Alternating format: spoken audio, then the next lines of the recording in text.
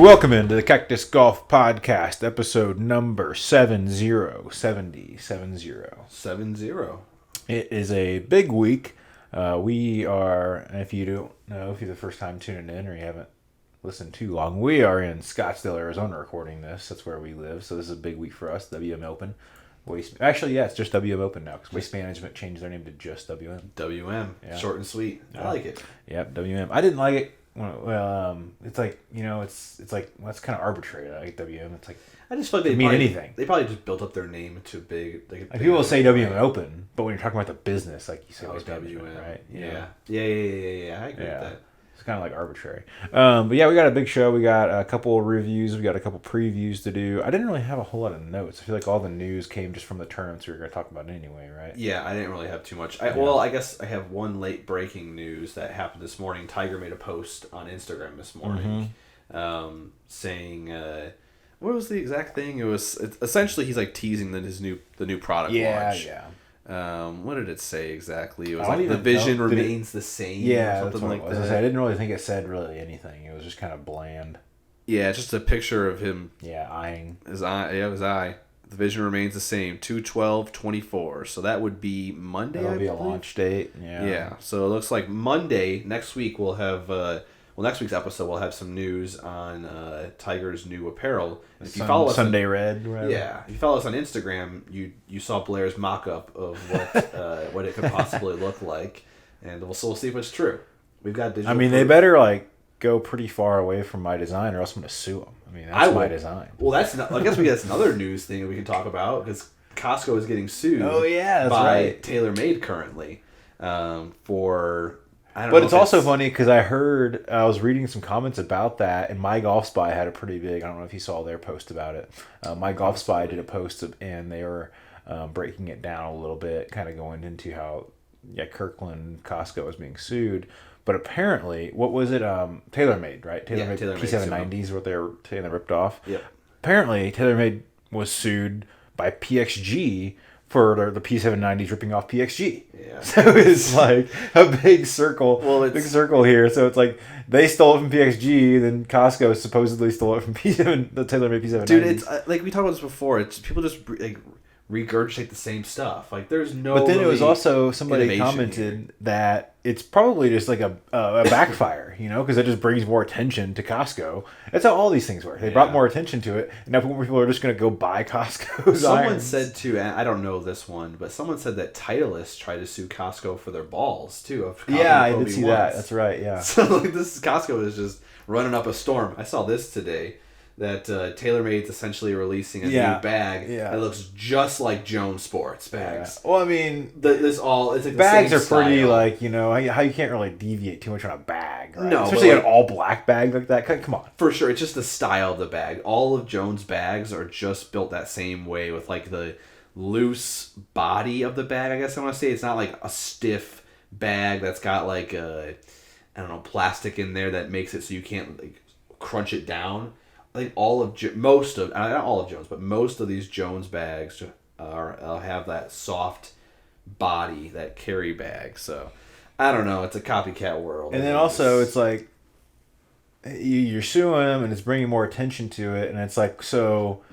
Everybody now, all the comments were like, "So TaylorMade's just ripping us all off," Well, I did notice with all that this, too. It's like they're pretty much just proving the point that.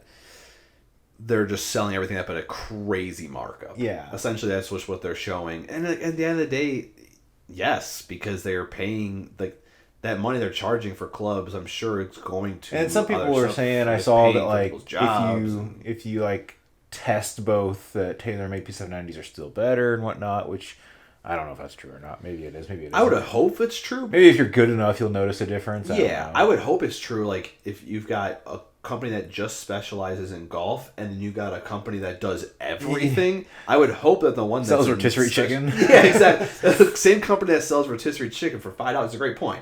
Also, is making your golf clubs. I would hope it's not superior to the company that just produces golf products, or the glizzy for $1.50. Yeah, exactly. And golf products. Speaking of that, so have you went to Costco recently? A couple weeks ago. They've got the chocolate chip cookie in their food court now. Oh, really? Yeah, it's pretty good. Oh. I went and got one last week. It was actually pretty good. I've been seeing ads for the Subway footlong cookie. Have you seen that? I've not seen that. Yeah, No. I don't know. It doesn't look that great, but is it real? They also have like churros and stuff. Yeah. Who, Subway has churros? Like a foot-long churro, a foot-long chocolate chip cookie. Yeah, Costco's got rid of the churro for the cookie. So Huh. I like a churro. Churros are solid. I never had the churro Churros there. are solid. I never had their churro, but churros in general are not solid. bad. You can't go wrong with the cookie though. Last thing, real quick, one last news and notes. Bad Birdie also made an announcement last week, and they caught, I don't know, mixed emotions from people. So I feel like more people that got mad were like the smaller brands that got mad more than anything.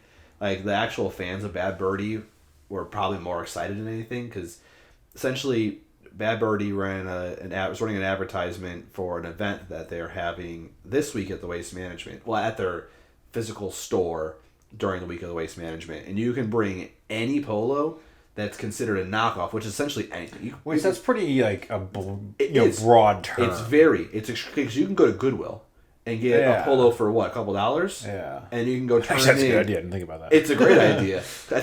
Someone commented that. It was like, I'm just going to update my whole wardrobe with this, but it's one per person. Like, they're going to copy that, but you essentially just bring that polo and exchange it for a brand new one. So I don't know if you get to choose which polo it is. I would assume if you're a Bad Birdie, they're like, oh yeah, like probably an older style. What size are you? Yeah, here's the one for you, bud. Yeah. Like I would assume you don't get to pick. I don't know, I could be wrong.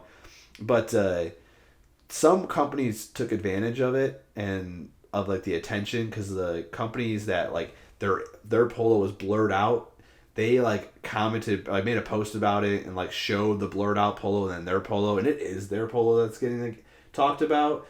And like some of them were kind of just upset about it, like we were just minding our day, having a great day when we got tagged in this post. I'm like, dude, don't play the woe is me on that one. Did Bad Just, Birdie like, tag like brands? No. People were commenting and saying like, hey, Lofty Llama, I think was one of them. Is this your polo? And then another brand, we've had him on the pod. Was it FTB? Yeah, I don't know if we had him on the pod. Did we have him on the podcast? Not that I remember. But when it was a different name. It was Breezy, yeah. I thought we might have had him on an earlier episode. Maybe I don't last remember. year, maybe. Yeah, and they ran a promo, and they literally said like, "Hey, buy your knockoff, 50% off polos using code knockoff, and you can go trade it in for a Bad Birdie one," which, like, to me is like, I don't know, like it's funny, but like from a brand standpoint, it's like you're literally just saying that these polos are way better, and like you're just going for the quick sale. I could see people viewing it that way, but also. Like you're it's kind of playing into it. Yeah, it's hard to, no matter which way, like whether you respond or don't respond. It looks, I don't know. It was interesting. I thought Bad Birdie was going to get more flack for it, but the true fans of him are excited to get some new polos for. And I was talking to my friend about that, and like I can see Bad Birdie like saying, "Oh yeah, this is like, a good thing." I can see their strategy behind it, but also it just seems like such a pretentious move. Yeah, I think Nick from Grunk Dolpher commented on the post we made about it, and he was like, "That's just them punching down." Because at the end of the day, like Bad Birdie's they've got. Great they're polos. big. Yeah, they're big. They're a big company. They're on Shark Tank. They've got multiple locations. They're sold all over the place. It's also not Nike, though, for sure. Yeah, for sure. They just sponsored. Like Nike can do the same thing about Bad Birdie. It's like, 100%. Oh yeah, come bring in your Bad Birdie and exchange it for a Nike polo, or like Adidas. Bad Birdie's commenting off of Roback and Chubbies, and I don't know when Chubbies started. But I looked at Roback. I'm like, well, really? Like when did they start? And Bad Birdie says they started in I think it was like 2016, 2018, something like that. That sounds right. And then something like that. Roback was literally the year before, but they just put December. So I was curious. I'm like, are they really copying? Like, I feel like all apparel brands, again, like no one's got, a very unique pattern unless it's like based on a current event. You know what I'm saying? People recycle the same ones, the camos, the clovers. You got like leopard prints. All of that. Like it's all recycled stuff. It just goes across. You kind of put your twist on it and throw your little emblem on it. Yeah, exactly. No, I mean nothing's ever like copied exactly. Like everyone's got their little twist on it, little different colored splash here and there. I don't know, whatever. So I digress. Let's go. Yeah, let's get into. Let's start with the AT&T Pebble Beach review here. So, Wyndham Clark wins the weather-shortened signature event this past weekend. He did set a course record, 12 under 60 on Saturday. So that bested tied the course record, right? Beat it. The course record was 62, held by a couple players, including really? Patrick I Cantlay. thought it was a tie, but maybe it was 62 was the course record. So 60. Some people were commenting that it was lift clean in place on Saturday because it was wet. But still, he beat 2 shots. He almost, like I have in my notes here, he had 2 putts that nearly fell that could have possibly had a 58 or 59. His putt that would have been for 69 or 59 was on 18. It fell like literally in short, like half a roll short. It would have been a 59. I like that next stat bullet point you have right there. That's a pretty cool. So yeah, he made 150 feet of putts on the front 9. I think the total, the whole round, I think ended up being like almost 190 feet. I want to say. Wow! So his back 9, he was just. Yeah, he had a couple, like I said, came up just short. Like the one on 18 would have been another, if that would have had the extra half roll, and he made a 59, that would have been another, 10 feet of putts right there. So he was draining putts all day. He switched. The thing is, I didn't notice that he switched because the putter he has looks the exact same as last year. That we talked about this already. The Odyssey. The Odyssey. Son of a gosh! It's not the 2-ball. It's the Odyssey. It's gonna come to me. Whatever putter he used, you'll look it up. He was using that, and I was like, oh, that's the same putter he was using, but it's not apparently. It's what you got it here. It just came on. Sorry, when AI putters came up. That's the thing. It's new. It's the new AI version of whatever putter you're gonna pull up the name of. It's the AI Odyssey AI whatever. Jailbird. Gosh dang it, that's it. It's the Odyssey AI Jailbird. But I'm like, oh, it's the exact same. But then somebody said it's a new one, and he also apparently changed his grip. He's got a reverse grip now. So yeah, I guess that change might have helped him. Man, that's so hard. I mean, so he made the switch, and clearly it worked at least for one weekend. One shortened weekend at least. So that's Wyndham's third win on tour. He broke through last year. What was that breakthrough win? It was just before the Canadian Open. I forget what event. RBC, not Heritage. It was the other RBC. No, that was Canadian. RBC Canadian. It was one of Heritage is in South Carolina after the Masters. I forget what event he broke through in last year. It was a designated event he broke through in actually, and then he ended up winning the U.S. Open.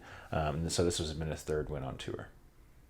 I did want to go look at when the last time this happened, a tournament was cut short due to weather. The last tournament was in 2016 at the Zurich Classic.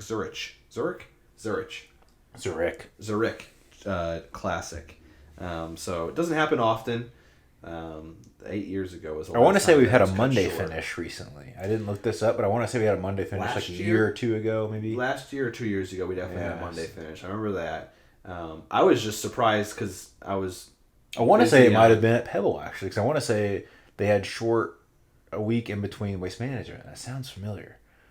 Could be. We don't need to look it up, but we got a lot to get through here. But, that was Wyndham Clark. So I mean, just an amazing Saturday. Like we mentioned, weather shortened. They were gonna finish it on Monday. Ended up not doing it because it was really bad, or it was projected to be really bad weather on Monday. I don't think it ended up being that bad though. But they already had canceled it. So Wyndham Clark took it home. So the rest of the top 10 that finished up on Saturday was Wyndham Clark, obviously number 1. Ludwig Aubert, our boy, solo second. Matthew Pavone following up his win last week as a solo third. Then we had T4. We had Mark Hubbard and Thomas Detry. And then we had Jason Day, T6. Tom Hoagie, Justin Thomas, Scottie Scheffler, all T6. And then Sam Burns, 10th. A little bit better of a top. That 10. Was a pretty good top 10 list there. I did have some other notable finishes. Obviously it was a no cut, so all these guys made the cut here. But Cantlay had a T11 right outside that top 10. Colin Morikawa was T14. Jordan Spieth T39. Tony Finau, Ricky Fowler T47. Xander Schauffele T54. Victor Hovland and Matt Fitzpatrick T58, and then Rory T66. I almost forgot to list them because I was going through. And then I just must have looked him over, and then I was like thinking like, wait, Rory played this week, right? And then I had to go look again and add him to my list because he was so far down there I almost missed him. Yeah. You want to talk about? Did they come out? Are they getting OWGR points for this? Did that for sure happen? they did. They got. I think Clark ended up getting like 74-ish points. Yeah. So it was the full. It was a full allotment. The full. Got it. You got a lot of going back and forth in that in the comments there from that post. Yeah, I mean, it was mostly just like for riff, like for sure. Like I said in the video, like I know the outcome. I'm still gonna ask it though, just because I knew it would get some traction for sure. And then it is like, again, like I don't want to be like a super live bro here and like take their defense, but like come on, well, it's the only thing that people have to say is, since they got points for this, mostly before this happened, people were like, oh, well, it's a short event. They're shorter. They're only 3 rounds. It's a shorter field. And so those two things are taken out of the question with this week. Mm-hmm. And I get it was weather. They can't control it, but you can still adjust points, whichever way you want to. But then they're like, oh, well, anybody can play. They could sign Jake Paul next week. I saw that, but again... But they don't, though. They don't. They're all, like, legit golfers. 100%. But, like, don't most tournaments have...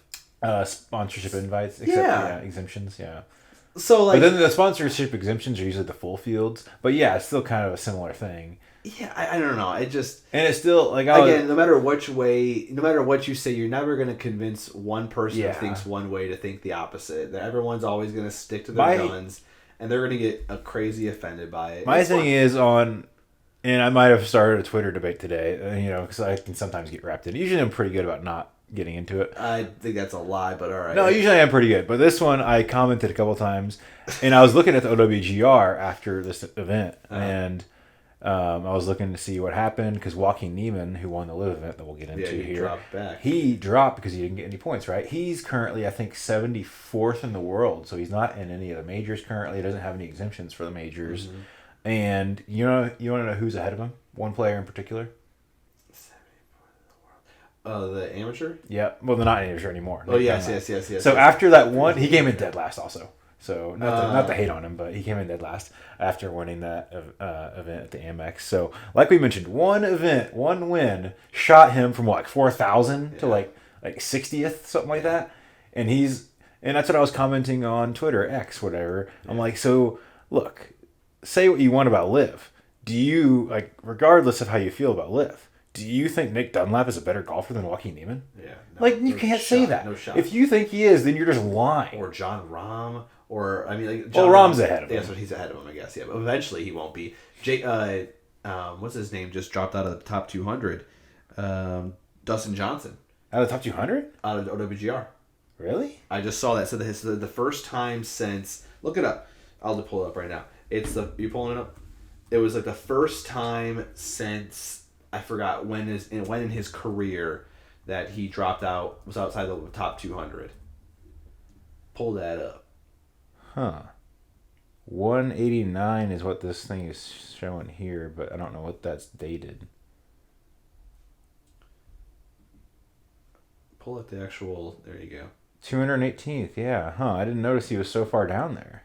Yeah, there was another one I saw. I guess he doesn't really have any great finishes he has exemptions to a couple of the majors, I want to say. Yeah. I don't know about all of them, but he has exemptions, so I don't think he had a great finish in any of them last year, because that's how he would get all his points. Mm-hmm. Huh. Yeah. So that was an interesting post to see. Again, like all these golfers that are on LIV that are just going to continue to fall out. I mean, if you have exemptions into the majors like Brooks and Rahm, like you'll hang in there. Cam Smith as well. You're going to hang in there for a little bit of it if you can perform well. Even Brooks, how well he did in 2 of the majors last year. He's at 25th right now, so he's still going to be good for a little bit at least. But yeah, I mean, Niemann, some of those guys that are obviously really great golfers, but they're just young and hadn't had a chance to really get those exemptions like some of the other guys have. Which, I mean, I guess they kind of knew some of the risks, but still, I mean, you just cannot tell me. If you're looking at it, that's the perfect example. Was the Nick Dunlap example? Like if you're gonna, I wish I could go to like the OWGR board. Who those people are. We've mentioned it a couple of times. Yeah. I wish I could go to them and be like, okay, I want you to draft a team. Pick 2 of them. Pick 2 of the people on OWGR's board. And be like, hey, you 2 are gonna draft a team. The top, you each get to pick 25 golfers and draft your team. Life or death. Yeah, they're not. You're gonna pick Nick Dunlap before Joaquin Niemann they're not golf for your life. Yeah, they're not picking those top 50 players. Not a chance. Yeah. No, it'll be pretty close, but you're gonna have those LIV guys climb up for sure. Yeah. If you're really trying to do it with those kinds of things at stake. Yeah. I mean, there's just no chance. And we mentioned TWGR. I'm not going to look it up, but I guarantee Joaquin Niemann's higher than that. Oh, for sure. Yeah, I guarantee it. No doubt. No doubt. But yeah, that's all I had for at least AT&T Pebble Beach. You got two truths, or you got anything else you want to get to before that? No, two truths and a lie. Here we go about our guy, Wyndham Clark. He wears municipal clothing. He lives in Scottsdale, Arizona. And he went to high school with Travis Kelce. We had him a couple times last year. Municipal doesn't sound right. But it could be. For some reason, Grayson came into my head, but I think that's JT. But they kind of look JT does wear Grayson. Yeah. He went to school at Oregon, I know. Because his caddy was his old coach from Oregon. Just want to make sure I was... You said he lives here, right? Yes, but the third one, just so you know, because you said where he went to college, yes, but this was he went to high school with Travis Kelce. Yeah, well, yeah, I was... Okay, just want to make sure I didn't want you to get confused on that one. Well, Kelce's from Ohio. That's got to be the lie. Because he's from Ohio. It is a lie, but that's not... Yes, I guess you could say. He actually went to school with Christian McCaffrey.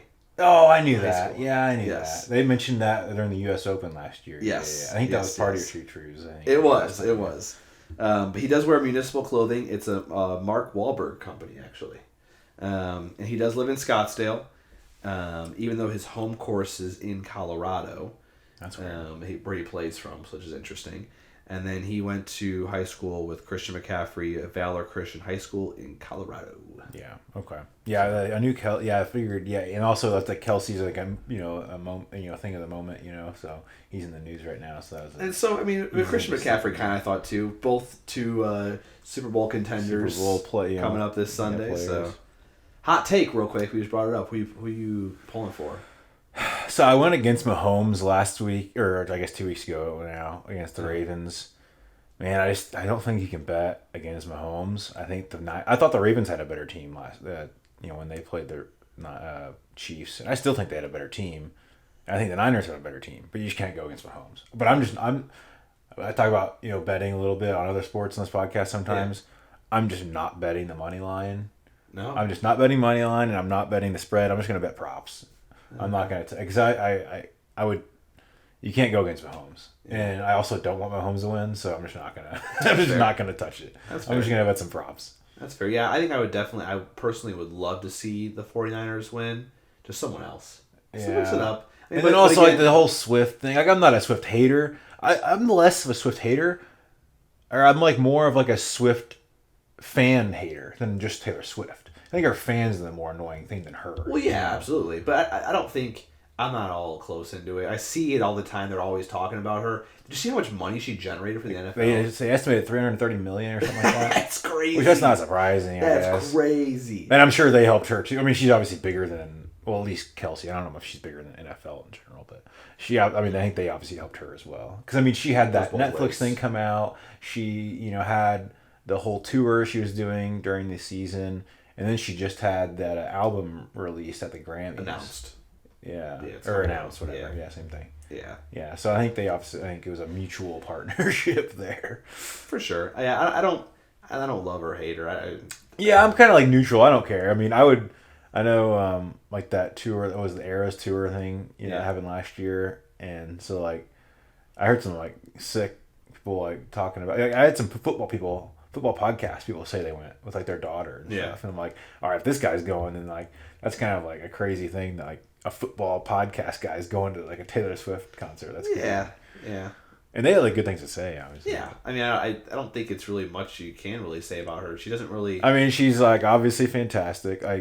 If tickets weren't so expensive, I would go or something like that. To see her? Yeah, like one of the Eras tour things. That sounded. But the thing is, tickets were expensive as crap. Oh, they're really $10 grand or something like that. Whoa! Not only all the tickets were, but like some of the tickets were like $10 grand. I was gonna say. $10,000, I bet. That wasn't like to get in the door. I don't. For $10,000, I'd be wiping the sweat off her forehead or something. That's crazy. $10,000. Well, I got no hate on Taylor Swift, No, but no. All right, let's keep rolling. All right, so let's get into the LIV Mayakoba review here. Like I mentioned, Joaquin Niemann gets his first LIV win in the last, I guess this is the third season now, in a 4-hole playoff over Sergio Garcia. He opened with another outstanding round. We had Wyndham Clark 60. He opened with a 12 under 59 on Friday. In the like I mentioned, the 4-hole playoff that finished in the dark. I was watching that a little bit. I watched to the finish. I started just as they were finishing up on 18, and then watched all 4 playoff holes. Yeah, I was watching it. I think from 12 on or something like that. I think on the final day. They finished in the dark with the scoreboard lighting up the green. Did you see that? Yeah, with the scoreboard, it was really bright, and it was looking right at him too. So he's putting right into that big bright light. It was kind of cool to see that, the announcers kept saying after the third one, they're like, all right, they might have to be finishing up here tomorrow. And the rules official asked them, and he's like, all right, what do you guys want to do? They're like, no, we'll play. I bet if he missed that putt, they would have finished the next day. If I had to guess. If he wouldn't have won it on that hole, I bet they would have finished the next day. Probably. It was pretty dark. It was pretty dark. I was just getting angry at Sergio because, his tee shot of, 3 of the 4, he missed the fairway. I was like, dude, can you just learn? Figure it out, man. Well, he said after that he, even though he played so well and made it to the playoff, he said his swing didn't feel comfortable all week. So he said he was encouraged that he played so well, even though he didn't feel super comfortable. Yeah, with his swing. He that sand shot, or it wasn't in the sand shot. It was just right outside the bunker. Really weird lie though on the 4th playoff hole. Went screaming past the hole, just barely. I was hoping he was gonna hit the pin and drop. It just missed. And I was sitting there, I was talking to someone, and they were having a serious conversation, and I had it on my screen, and I got real quiet. So I was like, oh, I thought he was gonna make it. I got really excited, but it didn't drop. So yeah. So that was exciting, and it couldn't have played out better for LIV either, with Pebble getting canceled on Sunday. So they had all eyes. I saw that. All eyes were on them on Sunday. I guess not all eyes, but they had more eyes. So they had the viewership. I think last year they said it was 290,000 viewers last year at this event, and this year it was up to 430,000. So pretty strong increase there. Obviously, probably benefited from Pebble being canceled, but still good for them. In their pursuit of kind of growing their stranglehold of the game here at least a little bit. And moving on, so we had Jon Rahm's Legion XIII won the team portion in their first crack at the LIV schedule here. So good for Jon Rahm. He played well. Tyrrell Hatton, we'll go and get into the top 10 here. Tyrrell Hatton played well, but we'll just go ahead and list the top 10. The top 10 was loaded here as well. Did you see that? Loaded. So Joaquin Niemann first, as we mentioned. Sergio Garcia solo second in that playoff. And then T3, we had Dean Burmeister and Jon Rahm tied at T3. T5, we had Dustin Johnson, Brooks Koepka, defending champion Charles Howell II. And then at T8, sorry? Charles Howell III. Oh, it is the third. It just says second here. It does. I don't know why that's. You're right. Second. It is the third. Charles Howell III, defending champion there. His dad wasn't playing. Tyrrell Hatton, Louis Oosthuizen, and Cam Smith, T8, rounding out the top 10. So, most of the big names right there in the top 10. We didn't see that a lot last year, where it was usually a couple of the big names were in there. Early in the year, we talked about this last week. Early in the year, it was winners. Yeah. Yeah, it was not. You got Niemann, Rahm, DJ, Brooks, Hatton, Cam Smith. 6 of the biggest names just right there in the top 10. I'm surprised Louis.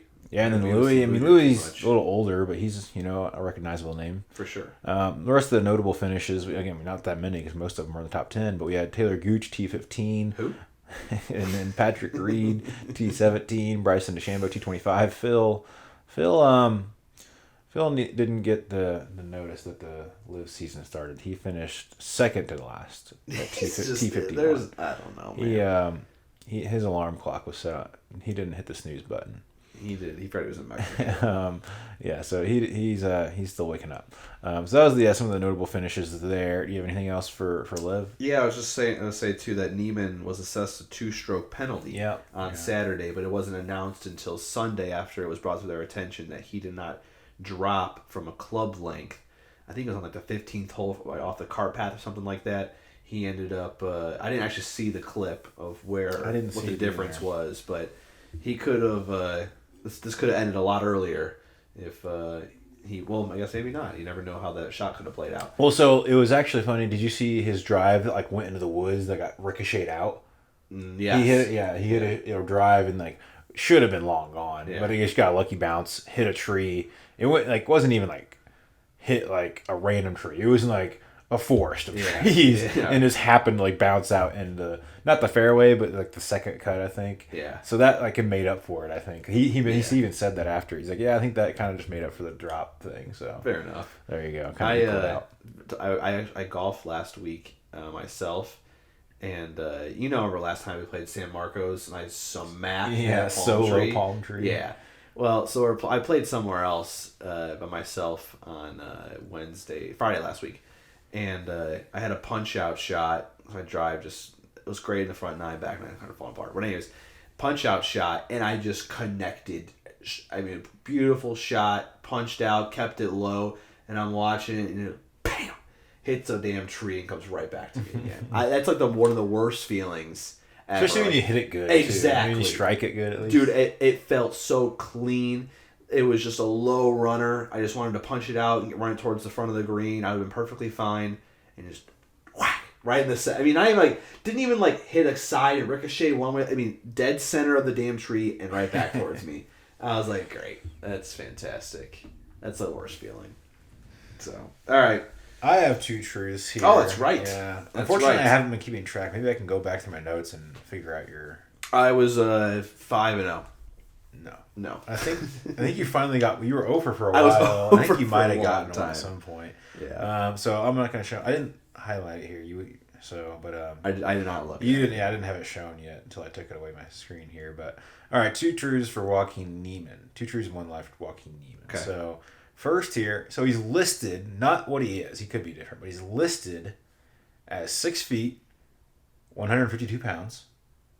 Not what he is. He could be different, but that's what he's listed as. 6 feet, 152 pounds.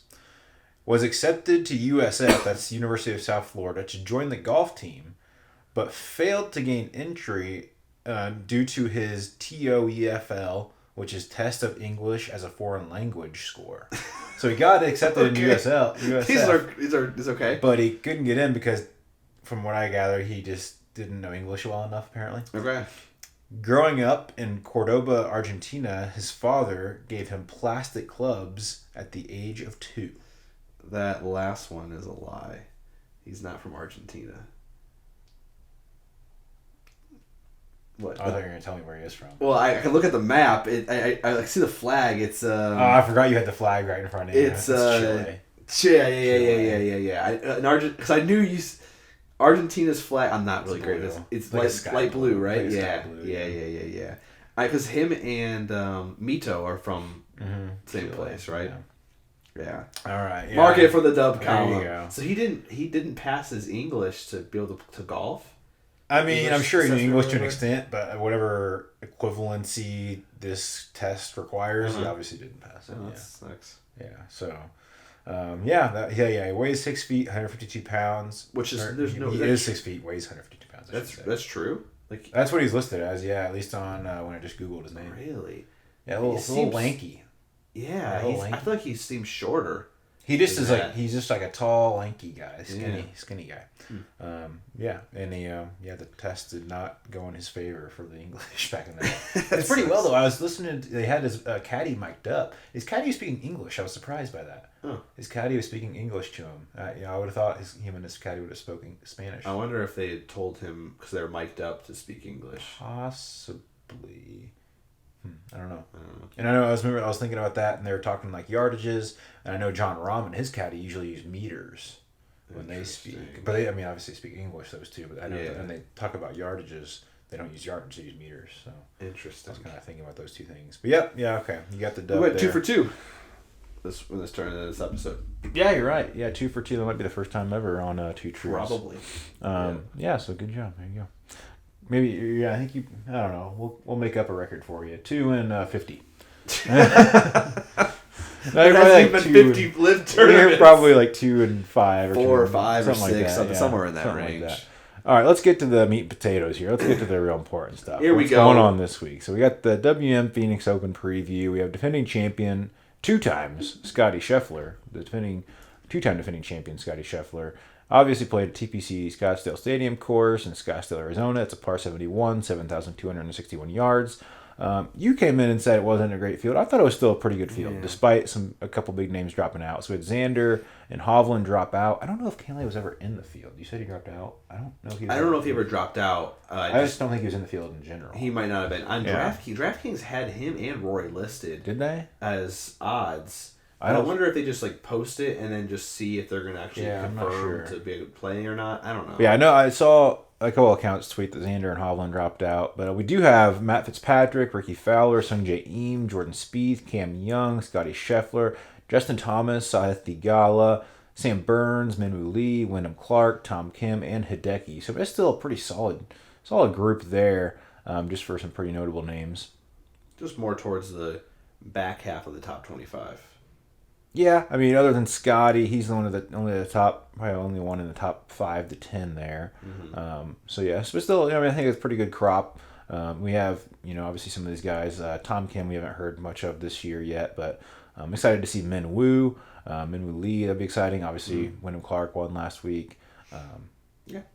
So we have Scotty, obviously listed as the favorite at plus 450. When I noticed, I don't know if you saw something different. Justin Thomas was next at plus 1400. I was kind of surprised by mine was him next at plus 1,000. Really? Okay. Yeah, that was when I saw it earlier today. So I don't know. The field's not bad. I mean, I don't know. It should be all right, but considering it's sandwiched between two signature events, that's pretty impressive. I think, and I still yes. Yeah, I mean, I bet you look at other non-signature events, especially if they're sandwiched in between 2 weeks of signatures, it's gonna be way worse than this. I agree 100%. I also wonder if Scotty would be playing if he wasn't the defending champion. Yeah, possibly. And he's played well like here. Tony Finau, he's not even in this field either. And Tony Finau always plays the waste management. Yeah. That's another one that I was like, I don't know, just some of those names. Again, don't get me wrong. There's some pretty good names this week in the field. I was surprised that it's just some of those ones where it's like. There's also another smaller name like Patrick Rogers dropped out, which is not a big name, obviously. Yeah. But I saw Brian Harmon came in for one of the people that dropped out. So it was interesting that he came in for someone like you'd think he'd be in the field already. Yeah, but he wasn't. Yeah, so he came in. So it's kind of a bigger name, I guess, that came in. We can, we should start doing. We should do our weather report. We need a weather report this time. Weather report for the Waste Management Phoenix Open is not looking good, folks. Not looking good. So Thursday. Actually, we can. I'll wait. Go ahead. Thursday, we have a 45% chance of rain. High of 57, low of 46. Friday, it looks like it's going to be a better day. Looks like clear blue skies, but only a high of 58. And if you've been living out here lately, it's been up in closer to the 70s and some days a high 70s. So this is going to be a little bit of a temperature drop. Saturdays bring some more rain again, and same temperatures. Sunday looks like, again, clear blue skies, but just barely breaking over 60 degrees. So I don't know. I'm a little bummed out about the weather. The worst weather we've seen since we've been going to the Waste Management. By far. I remember the COVID year, 2021, wasn't great. But that was also just kind of a lame year in general anyway, because it was limited access, because there weren't not as many people were there, obviously COVID. Yeah. But, I remember that year, weather not being, fantastic, but I think it was more just, gloomy than it didn't rain. Yeah, it was just kind of gloomy. No, it was not bad. I am a little, at least the Friday looks good, because that's the day I'm going. When are you going? I was going to go Friday, Saturday. We're supposed to have, a pregame Saturday and everything, but... that's when everybody was supposed to go because everybody had Saturday off. Yeah. But I guess we'll maybe have to rethink some things. I don't know. And I have a buddy in town. He's going to go for the first time, and not a good first year to go. That's what gets me a little nervous about this, but whatever. It is what it is. Maybe it'll change. Maybe we'll get lucky. We could. All right. Pick though. I'm going. I mean, if you notice the top outright winners have been. Historically nowhere within the top. Yeah, we didn't mention it, but Wyndham Clark, I think, continues a trend of 100-1 at least to win for the last 3-4 whatever tournaments. Yeah. So I'm gonna continue with this trend. I'm going Sahith Theegala to win this week, right? So Sahith Theegala so far this season, best performance was runner-up at the Century, which is our first tournament of the season. Last week he placed T20. And if you remember 2 years ago, he had his first, that's when I first heard of him. Yes. Yeah, he had that nice running and ended up finishing T3 2 years ago at the tournament. So I don't know. I like someone a little bit different, continuing with these odds, these little bit higher odds players, and the field went down a little bit, got a little bit weaker for some of these withdrawals this week, and I think this will be a good one. Okay, I'm sticking with it. I said I was gonna keep picking JT until he won again. I didn't do it last week, but I'm gonna pick him. Not every week until he wins, but I'm going to pick him a lot until he wins. And I think this week he's got a good chance of doing it, as shown by his odds on the sports books. So I'm going JT outright. So he has a good record here. He's had 4th and 8th in his last 2 years here, and he had a 3rd in 2019. So he's got a great track record. He's playing well. He had 3rd at the Amex, T6 at Pebble, at the shortened Pebble. T6 there, so he's in good form. He loves this course, and I just think he's due. Like you mentioned, it's not the strongest of fields. A little definitely not as strong as Pebble last week, but there is more people in the field in general. But I think it's coming. It's coming for him. He's gonna have a breakthrough at some point, and I think I'm hoping this. I do like it too. He's experienced playing this, playing. Waste management is different than playing some of these other tournaments. And that's another thing people were also talking about. He loves playing, at Ryder Cup, where the crowd's, really getting into it. And I think he feeds off that. Yep. That's the same, he feeds off the crowd. That's why he's done so much in his career. Absolutely. So I think that plays into it as well. Yeah, he likes that. He likes the crowd, and he really kind of utilizes that to help this game. And if he doesn't win, just pick him next week. Don't gotta tell me twice. That's all I got. All right, so let's start with the LIV Open. Let's get with the LIV Las Vegas preview here. So it's going to be the Las Vegas Country Club, Las Vegas, Nevada. We do not have a defending champion here. It's going to be a par 70, 7,089 yards. The course has hosted PGA events and LPGA events in the past, so it's not any scrub course here. It's definitely going to put the players to a test. So we had Laurie Cantor, we mentioned, was the second wild card last week.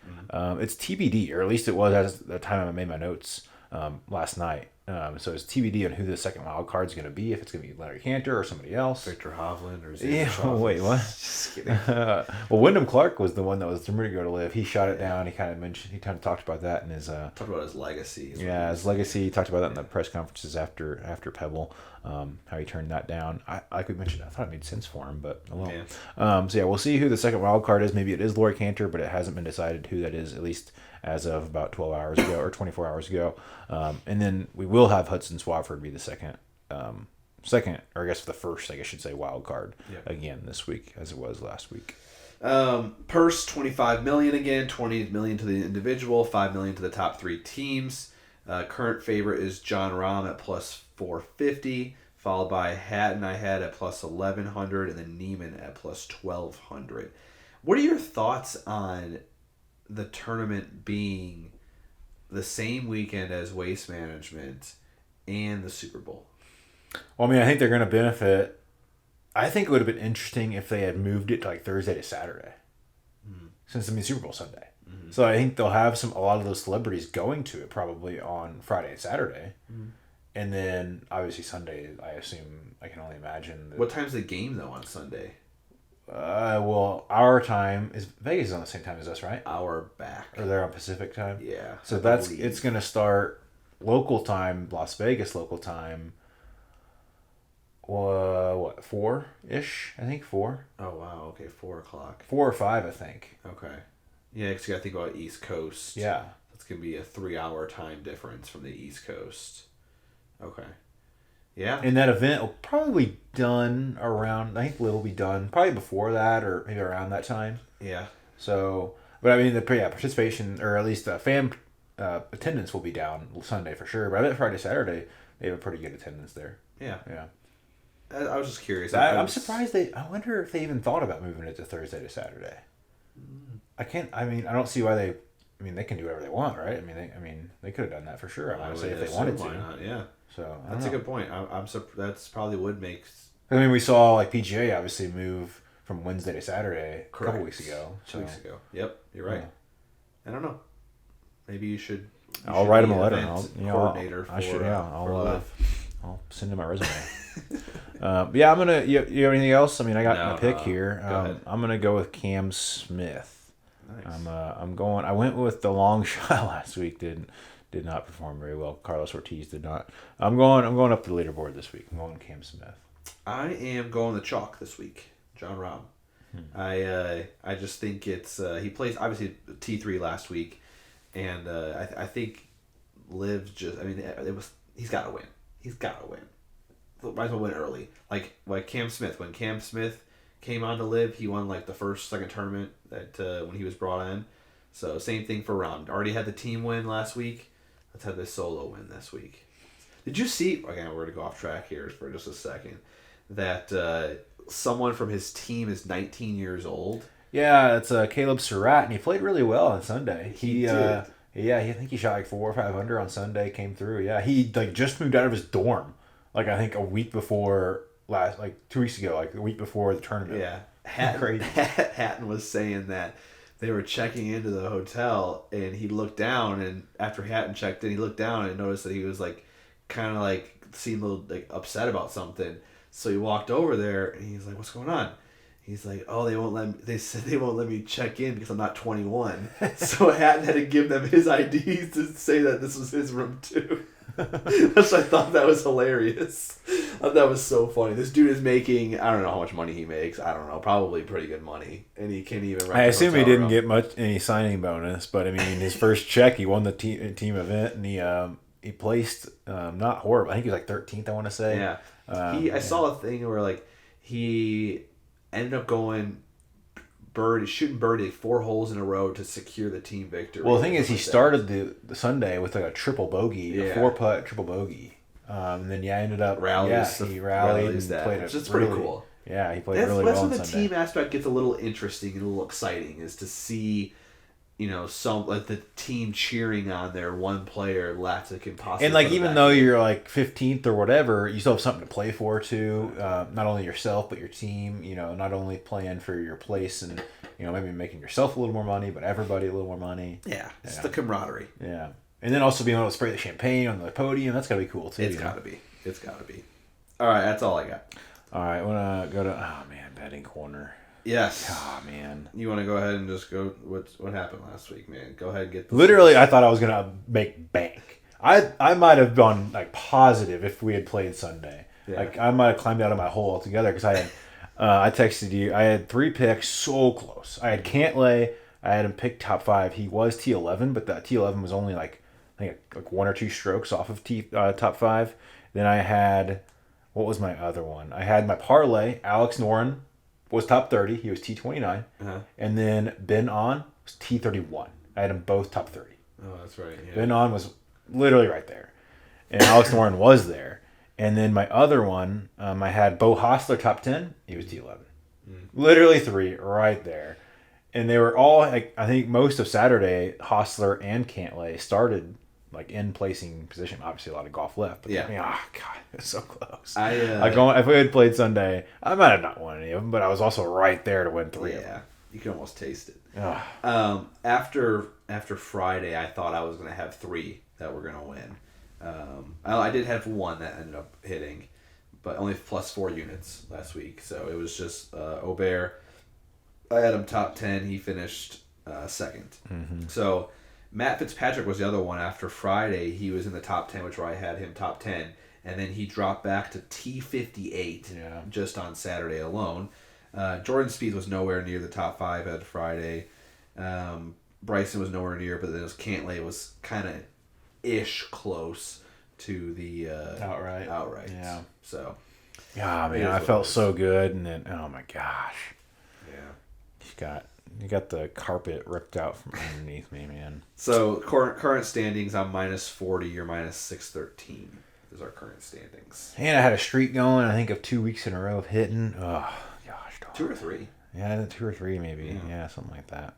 All right. What bets you got? Normal 5. Same. I got LIV included this week. I dabbled, dipped my toes in. Dip your toes in. All right, you want me to go first? Sure. All right. First pick, I'm going LIV. I'm going Brooks Koepka, top 5, plus 250, 29 units. So heavy on this one. He finished 7th last week, and I feel like the easy top 5 finish is something that can happen this week. Honestly, I had a bunch of units left over from the rest of these 4 picks, so I was trying to find a quote unquote for sure bet. So I wouldn't say that. Yeah, I think you hit LIV a decent amount last year. That's usually, but it's going to be harder just with. Hatton and Rahm are 2 big dogs. I bet you like majority of my LIV money last year came from Mito. I was putting so much money on Mito last year. Top 10s and whatnot. Top 10s and top 5s that he was just he was kidding for me. So I think it's going to be harder. Those are 2. Like we showed, they're both in the top 10 this week. Those are 2 big dogs for sure. So it's going to be harder for the other guys. But I'm going to go ahead and get started. I'll go to my first LIV bet then. I'm going parlays this week. I got 2 parlays actually. I was so close last week. It was right there. I was as close as it could get actually. I had them both T29, T31 and a top 30 parlay. So I'll go with my first LIV pick. I'm going Louis Oosthuizen, top 20, and then Bryson, top 10. I'm going heavy on that one because that was my one I had a lot of units left over. Yep. That's plus 220, 38 units though. But 220 is pretty good, lower odds bet normally. Usually they're a little longer than that, but I'm going heavier on it. 38 units on the plus 220 there. I like Louis. He won twice on the DP World Tour in the quote unquote off season after outside of LIV. Won twice there, and then Bryson obviously didn't quite do too well. I think he was he's top like T15. I want to say T17 this past week, but we know he has the game. I think top 10 for him and top 20 for Louis is a good bet there. Sounds good. I cannot wait to hear your second parlay and hear your reasoning for that third bullet point. What do you mean? That is the That's a great reasoning. It just makes me laugh. All right, I got my last LIV pick, and I'll switch to the PGA. It's just Jon Rahm outright plus 450, 19 units on Rahm outright this week. So LIV again on DK does not have any double or triple chance. Yeah, I was looking for those too. Still don't like the layout. Yeah, who approved that? Who's like, we gotta flip it for LIV. I don't understand because I open it and I'm like, Jon Rahm outright at minus 100 and something. And I'm like, this is crazy. But it's like the top 10. Like it's just I don't like who did that. But yeah, so Rahm, like I said, going chalk this week on the outright, and early start for him for LIV and early victory. Let's do it. Okay, I'll finish out my LIV picks then. Yeah, I'm going with my Cam Smith outright. So I got two LIV picks this week. So I'm going Cam Smith outright plus 1,400, 10 units on him. I'm just Cameron Smith. Let's go Aussie. Aussie. I'm surprised his odds are so far down. Hatton was over him. I want to say Niemann maybe. He was like third or fourth or fifth, on the LIV odds. I think that was kind of disrespectful. So we need Cam Smith to kind of remind everybody who he is here. So let's get him back in the winner's circle. Let's do it. I'm going. So starting the Waste Management, the WM Open here. Yeah, sorry, God forbid. I'm going Akshay Bhatia for a top 10 finish, plus 550, 16 units. Played 4 times this year, only got cut once, and all the rest of the times he was like T12, T11, T14. He was close every single time. So again, we talked about it, a little bit weaker of a field this week, quote unquote, obviously versus last week. So I'm going a top 10 finish for him. You know who almost made my picks? Like I had him clicked on DK, and then I didn't. I unclicked it. It was Taylor Montgomery. I almost picked him, but this is again we're about the time where he started falling off last year. I'm like, maybe the crowd. Maybe he doesn't like the crowd in the Waste Management. Maybe some people like it, like JT. Yeah. And some guys don't. So I was afraid. I almost had him. I did have him for a second, and then I unpicked him. So he didn't make it for me. I almost did though. I almost had him for a top 20. But my next one, I'm going. I'll go to the WM Open here. I'm going Jordan Spieth. I'm going back to that well. I picked him a couple times now already. Didn't do too well last week, but I think he can bounce back here. I'm going top 5 plus 400, 22 units for Spieth here. So he was 6th last year here at this event. 4th in 2021, 9th in 2017. He struck the ball well last week, but he didn't make really any putts. That's why he didn't finish it well. So his ball striking was good. Putting wasn't. Putting's not as important at this event, hence how Scottie's won it the last 2 years. He's obviously not the best putter. So great comparison. That's great. Look at it. 100%. No. And they have bigger greens here, so it's something that's just not as important. Ball striking super important, and again, I would just say Scottie. speed of your putts is important here. Because when I played, again, not the same conditions. You're the barometer, yeah. Yeah, like don't. I mean, like, but some of these greens are kind of perched up a little bit, and if your ball falls off, it's rolling off. I mean, you should get like a big like poster board and write on it like the greens are fast, and then just go hold it up for all the players so they know, because they probably don't. I don't think they're aware. That's fair. I think thanks for that. It's supposed to be wet though, so it shouldn't be as fast. They're probably, at the time I played, it was middle of summer. They're probably rolling a 13. Yeah. But this weekend, I bet you they'll probably roll a solid 8. I don't know. I'm just messing. Yeah. So Spieth, top 5. Let's do it. What's your next one? I'm going Mr. Winner last week. Wyndham Clark, top 5, plus 550, 16 units. Like I said, our previous champion from last week. And last year he finished in the top 10. So he's has been playing well here before, and I think we'll just carry the momentum on to a top 5 finish the same way it happened with Pavon last week. Yeah, Matthew Pavon. Okay. I don't like to say Matthew because that's not how you spell it. However, TthieU. No. He's French. It's okay. Matthew. Pavon. Mathieu, maybe? Matthew? Yeah, that sounds better. All right, so my next one here, I'm going to the parlay you were eyeing up here. I got Corey Connors, top 30. I just think he's too far down the board. I've mentioned that a couple times. Put Connors in my I think he's just too far down the board. I think he was like, just him only, top 30 was like plus 140 or so. I'm like, God, the top 30 plus 140? I mean, that's just good right there on the spot. So I like that. He opened outright, as an outright winner, he opened at plus 7,000. And then at the time I made the pick, he was at plus 4,500. So he was already trending up. I think people are starting to correct that.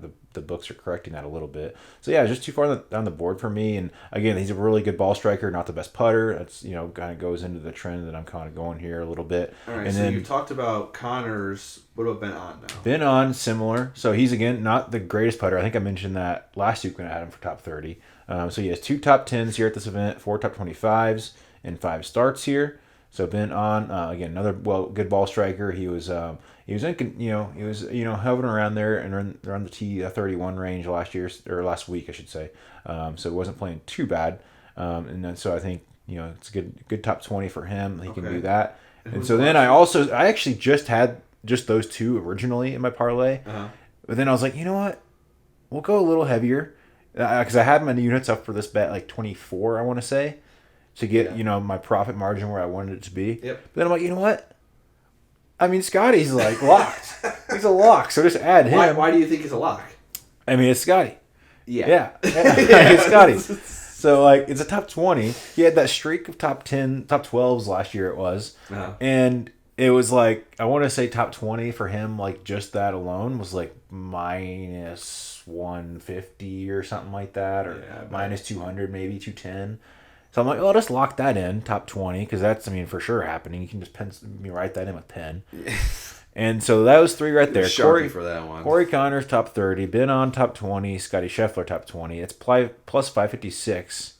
Plus 556, 20 units there. Are you looking at what Scottie is? Top 10, it was minus 150. So top 20. Minus 250. Minus 300. Minus 300. Yeah, so I added that. It moved it from like probably plus 420, I want to say, to plus 556. So a little heftier there. Yeah. I took down the units a little bit, so I'm going 20 units on that one.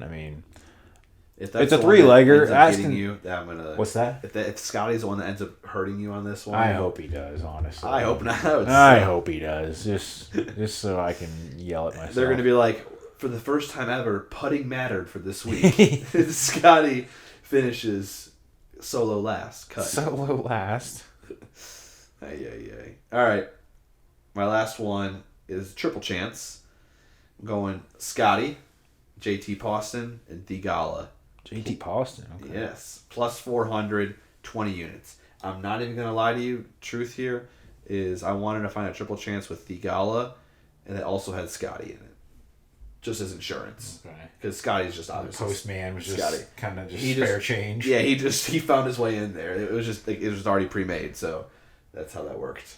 He was just spare change. Right. He's like, have you seen those signs on the side of the road for like firewood or something? And it's like, if you can haul it, you can have it. That's the JT. That's JT Boston. If you can pick him up, you can have him. You can have him. I mean, there's not really much to say. I didn't really have much notes about JT Boston besides the postman. That's all I got. I mean, if he ends up winning, if it doesn't count. I will say it here on the podcast. You got to donate your winnings to like some kind of charity. 100%. I will take my winnings, and it's going to the USPS facility. The postman. No, I will 100% not take the units this week if the postman wins, and I'll donate my winnings. Oh. All right, you heard it here. All right, you heard it here. Okay, I'm going my last pick. I'm just going the JT outright that I mentioned. I already mentioned how he's played well here before. He's got good form coming. He's due for a win. So I'm going outright. Go at plus 1,300 when I made the pick. So plus 1,300, 10 units for JT. It's coming, baby. It's coming. Let's make it happen. Oh, interesting. 12 minutes ago, Nuclear Golf says, speaking to reporters from LIV Vegas, Jon Rahm says he was emotional to be missing the Waste Management and hopes to be competing in the PGA Tour events again soon. Huh. And he said he added that sitting at home during the Amex and Farmers was hard. Driving by Phoenix as often as I had to, and knowing that, that's right, he went to ASU. Yeah. And then also he plays, at a Silverleaf, right? Yes. He said, driving by Phoenix as often as I had to, and knowing that I wasn't going to be to play there, it's definitely emotional. That's one of the things I'm going to miss. I hope that in the near future I can be back playing some of those events. I would certainly love to go back. I mean, it's not only the events. To play those events. You're like your friends and whatnot. I mean, obviously he has, I think, friends on LIV too, but that gift right there yeah, is someone just wiping their tears with money. Yeah, so I mean, I can see that. I remember I was watching LIV when I was watching on Sunday. I'm like, I can see these guys like missing not only like not the PGA because like legacy and whatnot, but just like, I mean, that's what they were so used to. For however many years on tour, that's what you're used to, and like they still have a lot of buddies that are on PGA. I'm sure. Brooks was on the Ryder Cup team. I'm sure he has some good friends there, obviously, that are still on the PGA. So I mean, I could see how you like would miss it a little bit. I'm sure like maybe some of them regret going over to LIV. Maybe some of them don't. I mean, it's like I feel like it's like some weeks. Maybe some weeks you're like, yeah. I mean, sometimes you're like, man, yeah, like a Waste Management. Like it's a prestigious event. It's gonna be really fun. Obviously at home for Jon Rahm. So I can see sometimes they miss it. Then it's like the Honda Classic, and he's like, I'm pretty excited that I. And then you get dead last, and you still get like $2 million from LIV. You know what? It's okay. As long as it's not Australia, and I have to give all my money to Australia, then it's not too bad. Exactly. So, essentially, LIV needs to not play events in Australia, or. Yeah, that's all I got. I don't know. I don't know how to turn that. You still got more time with your family and whatnot too. So I mean, unless you don't like your family, maybe I don't know. Maybe you want to be playing every week. I don't know. He's got 2 young kids around. He does, yeah. So maybe at least, just 2. I think 2. Yeah. All right. Well, that's all I got. I'm excited for this week. Hopefully the weather holds up a little bit and can enjoy some of this and give you some insights to a live event that we're actually attending in person. Yep. So it'll be good. It'll be good. The weather. You gonna score any merchandise in the tents? You gonna get anything? We'll see. Maybe. I think we need to get a Waste Management flag for the backdrop. Maybe. Yeah. Something like that. We could get something. Yeah, we could snag something. It's like $30. That's we can snag something from the store for start improving our studio here a little bit. Yeah. It needs a little more love. Swanky. Yeah. Needs a little love. And probably it's just some soundproof floors. Yeah. That's an inside joke. Maybe some soundproof like ceiling. Maybe it's on him. Maybe it's his fault. I think so. Yeah. Inside jokes means it's time to call the podcast. That's right. All right. So make sure you like, comment, subscribe, leave a review, and then join Cactus Golf Club. We had a sweet giveaway after we recorded last week for our first ever Facebook Live. That's right, it was last week. Yeah, so we gave away a brand new TaylorMade driver. So we're going to give away another driver at the end of February. Yes. So join Cactus Golf Club if you're We not. also gave away a rangefinder, a bunch of gift cards. Gave away a rangefinder. We had some limited great deals. drop. I still haven't seen anyone drop that Blue Tees waste management towel yet. And it's pretty much all sold out besides one unit that we have left. Yeah, A so whopping one. make sure if you're a part of Cactus Golf Club, make sure you join the Facebook group and get joined on that Facebook Live for the end of February. You're not going to want to miss it. All right. But see you next week. Peace.